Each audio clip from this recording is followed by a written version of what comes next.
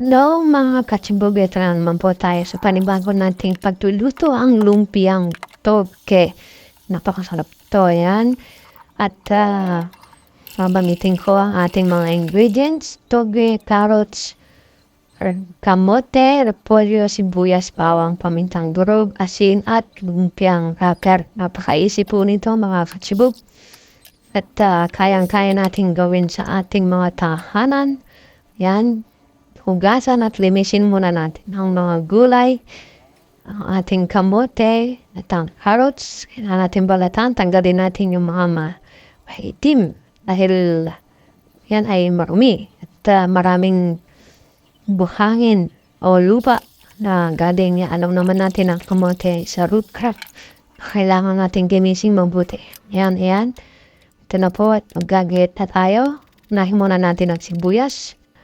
Kaya natin siya ng maninipis. Ganon din ang ating bawang. Ketchup lang po natin to.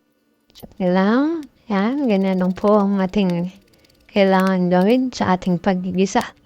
Ngayon, carrots. Yan. Ang tawag po natin sa cut na yan ay julienne. Julienne cut po yan. Okay. Yan. Tignan nyo naman po kung paano ko ikat yan para yan po ay kasya. Kailangan lahat ganyan, no? Ang pagkakat ng ating mga gulay. Ingat po kayo dahil yan po ay bilog na gulay. Maaaring gumulong at hiwa ang inyong mga kamay. Okay po?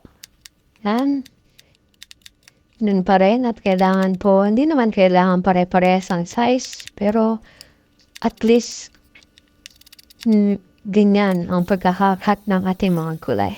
Ganon din po ang ating, lagyan ko siya ng tubig para hindi siya mangitim. Ito na ang ating repolyo. Ginayat ko lang din siya. Ganyan. Para sa ating pagluluto at paggigisa ay maliliit siya. At magkasya sa ating lumpia. Okay? Mga pechimbog. Now, ganyan. Pinainit ko na po ang ating mantika. Ganon lang po ang apoy. Ngayon, siyempre, unahin natin ang ating paminta sa paggigisa. Alam niyo ba na ang paminta, ang kailangan gamitin ay fresh. Mas masarap yun kaysa sa mga nabibiling durog na. Mas mabuti, fresh na paminta inyong gamitin sa paggigisa. Ngayon na yan. Ibig na sibuyas, bawang, carrots, gisahin na. Ngayon din ang ating kamote. Yan. Gisahin niyo po mabuti. Depende na sa inyo kung anong gusto niyo unahin. Pero ako sa inyo, unahin niyo ang inyong mga sarili. Okay, mga katibog? Yan. May konting pahugot. Okay. Yan. Gisa-gisa. Okay. Yan. Lagyan na natin ngayon ang ating toge. Yan po. Toge at ang repolyo. Yan. Continue lang po sa paghahalo at paggisa hanggang sa maluto lahat. Halo-haloy niyo lang po ng mabuti, pero wag lang masyadong halo at madudurog ang ating mga gulay. Ang importante maluto po lahat ng sides na para sa ating pagkakaluto. Okay po mga katsibog, yan. Kitang-kita. Titikman natin. Tignan muna natin. Pwede na natin lagyan siya ng konti pang asin. Depende po sa inyong panlasa. Yan mga katsibog. Ito yan naman. Luto na ang ating toge. Kailangan na natin muna siyang palamigin. Ayan, nilagay ko po siya sa strainer dahil meron po siyang kaunting mga tubig o sabaw. Ayan, ito na ang ating lumpiara. Pero hindi isa-isa ko na kung paano siya tanggalin.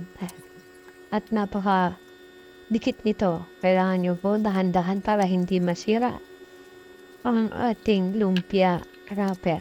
Kita nyo naman kung paano ko tanggalin kahit medyo mabilis. Okay, ngayon, ito na. Mga katsibog, babalot na natin. Kita nyo naman. Okay. Yun, tubig lang po ang ginamit ko. Wala na po kayo mga gamitin konti. Tubig lang sa pagsisil ng ating lumpia. Okay, kita nyo naman kung gano'n ka at gano'n ka ayos ang ating pag-wrap ng toge. Isa o 2 kutsara lang, okay na. Depende po sa inyo kung gusto nyo naman mas marami. Pwede naman. So, lumpia wrapper lang po ang gamitin nyo. Kung medyo nasira, pwede naman yung doblehin. At makikita niyo na okay na ang ating yuka. Okay, mga kachibog, ngayon, ayan na. Muli, okay? Nakita niyo kung paano po ito ira. Okay, mga kachibog. Yan.